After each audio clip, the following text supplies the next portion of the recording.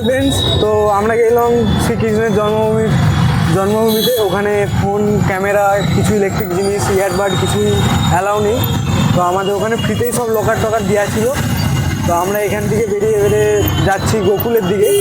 তো এখানে per person 60 টাকা করে অটো বা রিক্সা যাতে যাও 60 টাকার মতন নেবে, পার পার্সন পড়বে।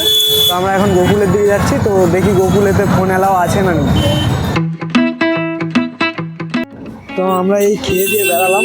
তো আমরা এখন দেখি গোকুলের দিকে যাব। তো আমরা এই ধাবাতে খেলাম। এখন দু টাইপের থালি আছে, আবার যদি আলাদা আলাদাও কিছু নিতে চাও তো সবই পাওয়া যাবে এখানে। তো আমরা এখন গোকুলের দিকে যাই, ওখান থেকে তারপরে বৃন্দাবনে যাব। বৃন্দাবনে তো এখন সব বন্ধ, 5টার সময় সব কিছু খুলে, প্রেম মন্দির থেকে শুরু করে সব কিছু। তো আমরা 5টার সময় যাই ওখানে, যে সব দেখাচ্ছি। এখন আমি যাচ্ছি একটা পণ্ডিতের সাথে এখান থেকে